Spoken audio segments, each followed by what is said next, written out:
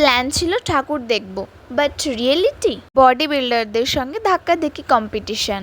তো ওইদিকে আমিও রেডি, আমার মাও রেডি, তো আমরা দুজনে মিলে বেরিয়ে পড়েছি। তারপরে ট্রেনও চলে এসেছিলো আর আমরা চলে এসেছি আড়ংঘাটাতে। আর এইবার যা ভিড় হয়েছে ভাই রে ভাই। আর আমাদের সঙ্গে কি হয়েছে জানতে আমার ইউটিউব চ্যানেলে লং ভিডিও দেওয়া আছে, তোমরা দেখে নিও।